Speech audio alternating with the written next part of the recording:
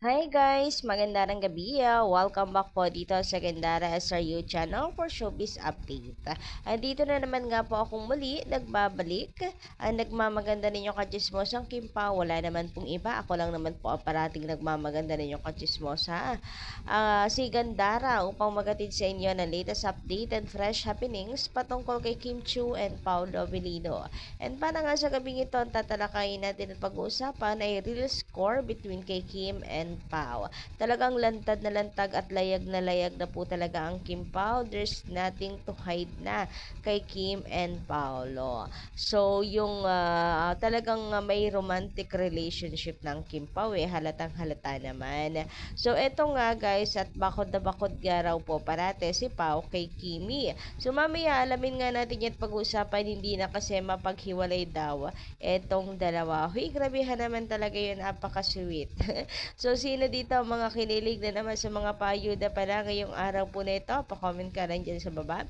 Pero bago po pala tayo magpatuloy sa mga hindi pa po nakaka-subscribe dito sa ating channel, maaari naman na pindutin po ninyo ang subscribe button at notification bell na rin dyan sa baba para maging updated ka at ma-notify din tuwing may bago tayong chika at balita about sa Kim Pao. Basta mga balita na may kinalaman po kay Kim Chiu and Paolo Avellino, sagot na natin yan. And eto na naman yung boses ko, bumabalik na naman tayo. Grabehan, wala talagang pagkagaling. Kailan kaya tayo makakagraduate? Pero laban pa din. Ayan, update pa rin tayo. And eto nga, para sa gabing ito, unahin natin pag-usapan. Itong picture or stolen shot po sa Kim Pao. Kita kasi na magkasama silang dalawa. So, eto, clean up at i-zoom po. Ayan, mas i-zoom ko pa para po sa inyo. Para ano po ninyo ako mag-gets. Ayan, kung i-zoom nga po natin guys. So, ito yung picture or stolen shot na magkasama si Kim and Paolo, no? Na nabuking na magkasama talaga ang dalawa. O, ayan sa mga panayang hanap, bakit wala daw sa tabi ni Kim si Pao? Eto na, kahit anong pilit na magtago ng Kim Pao, ay talagang nabubuko magkasama silang dalawa. Pero kapansin-pansin dito yung eyes ni Paolo. Uy, may pa side eye si Papi. So, diretso-diretso yung ulo niya, pero yung mata pala niya nakatingin doon sa nagpipicture. Kita niyo yung eyes ni Paolo, parang nanlilisik. Nanlilisik talaga. Charot lang po. Siguro napatingin nga lang si Paolo kasi, uy, may camera na naman. Ay, booking na naman kami. Parang ganon. So, sabi nga po dito ni Kim Pao Universe Official, ayan, sa kanya ko po nakuha yung, natatawa kasi ako doon sa pa-side eye nitong si Pao. Ayan, anong gagawin mo pag nakita mong tinitigan ka ng ganto ng isang Paul Avellino? Mapapawag ka po, kuya ka na lang talaga, sabay bagsak ng sipi sa sahig. Scary. Gusto niya talaga privacy sa relasyon nila, period. So, ano parang sinasabi dito ng The Kim Pao Universe Official is yung pa-side eye na to ni Pao sa kumukuha sa kanila ng picture is sign na please respect.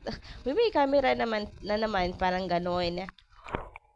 Yung iba naman minamasama. Maski naman ako, magugulat ako, mapapa-side eye din ako. Alo, may camera. Eto na naman tayo booking. Charot lang.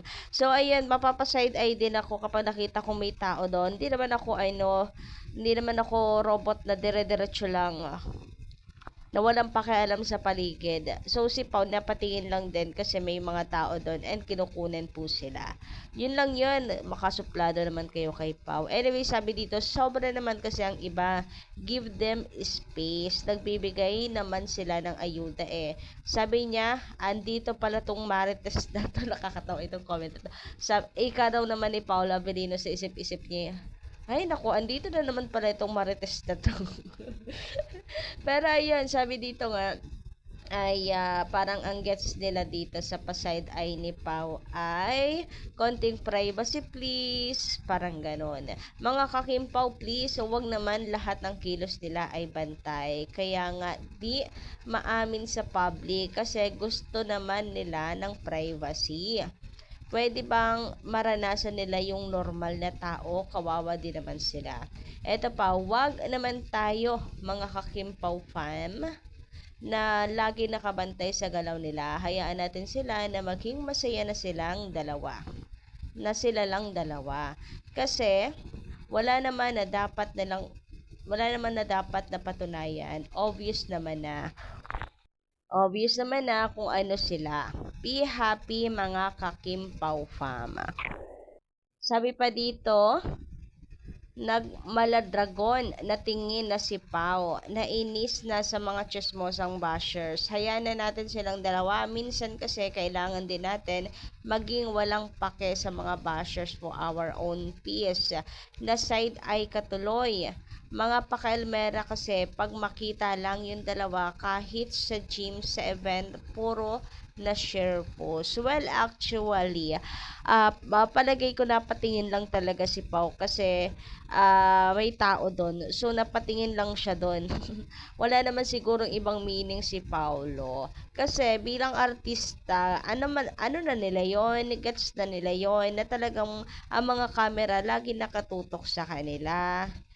Kumbaga ay alam na nila yan. Kung si Paulo magagalit sa mga ichismis sila, ipinopost ano man yung kaganapan sa buhay nila, una na niyang pagsasabihan dyan si Vice na panay po ang bukos sa kanila nung nakasama po nila sa Christmas special. Si Vice, baka doon palang hindi na niya pinansin si Vice kasi may galit siya na lagi na lang binubuko silang dalawa. Kung ayaw ni Pau na binubuko sila, na lagi silang magkasama ni Kimi. Pero hindi at may bonding pang naganap between them. So, okay lang yan kay Pao. Napatingin lang siguro kasi may tao. Maski naman ako, pag may tao, talagang mapapatingin din ako. Anong meron? Tapos nakatutok pa yung cam.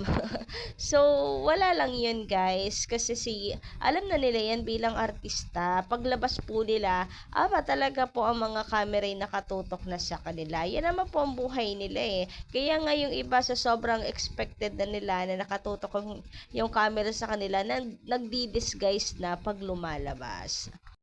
Wala lang yun. Huwag kayong mag-overthink. Sa mga ayuda kayong mag-overthink. Kaya nang ginagawa ng Kim Pao. Charata! Anyway, eto naman. Dumako tayo nga dito sa gym ng Kim Pao. Ayan. Dahil nga magkasama pa rin. Yung pangungwestiyon po ng ilan pala kagabi kay Kim and Paul. Ay, kay Paulo pala. Bakit wala siya sa tabi ni Kim Chu? Kasi dito, diba? Ayan o. Dito mag-isa lang si Kimi, hindi nila kita si Paolo. So, napaka-question naman agad ang iba. Hindi lang nakita yung gusto nilang makita. At galit na agad kay Paolo. Hoy, grabehan yon. So, ayun, kino-question si Pao bakit wala lagi siya sa tabi ni Kim Chu, ganyan. Bakit si Kim lang daw yung nagbibigay sa kanya ng oras? Bakit pagdating kay Kim, hindi daw nagbibigay ng oras kagaya nito? At daw sa Chinese New Year daw. Ang hindi nila alam, ay magkasama talaga ang Kim Pao. Sa sobrang mature lang talaga at healthy ng relationship nila, alam nilang magbigay ng space. Alam mo yon, ng space sa isa't isa, hindi yung lagi nilang magkadikit, yung mga balat nila. Pero andyan lang sa paligid, nakabantay, laging magkasama pa din, hindi pa rin mapaghiwalay.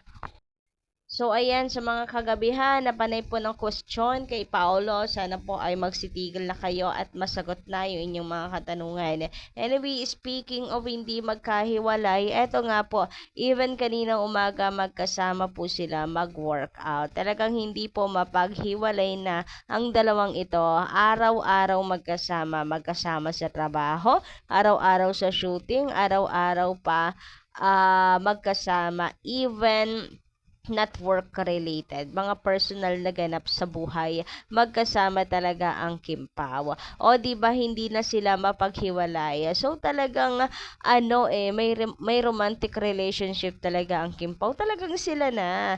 Kung atin pong babasahin yung galaw po nilang dalawa, sabi nga ni Kimi, mas maganda yung may label. Can goods nga, di ba, may label. Tao pa kaya? So, hindi po agree si Kim sa situationship. Sa mga ka-situationship, na ganyan. Kung kayo, kung nililigawan mo ako, period, ganon.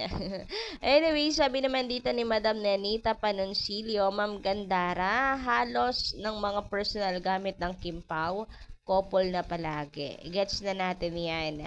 Gawain lang yan sa may mga karapatan sa isa't isa. Feeling ko 100% engaged na sila. Huy, grabe han, Ma'am Gandara. Tinatago lang. Engaged talaga. Ako talagang dilulo ko lang na ang Kim Pao malapit na yung wedding. Pero eto daw, feeling lang naman ni Madam Nenita, engaged na talaga si Kim and Paolo. Huy, may proposal, ganon. So, ayan, di ko po babasagin ang inyong pakiramdam. May kanya-kanya naman po tayong dilulo about po sa Kim Pao. Ang importante, isa lang yung ating dalangin. Ang talagang tunay po na maging endgame si Kim and Paolo. Anyway, about po sa mga couple-couple, totoo yan. Ang dami pong gamit, mapadamit, arelo, pants, sapatos, ay may same na gamit ang dalawa. So, kaya talagang inaano natin na couple po yung mga suot nilang dalawa. Kayo guys, ano inyo masisay patungkol dito? Pa-comment ka lang dyan sa baba. And don't forget to click the subscribe button and notification bell for more updates. Maraming salamat!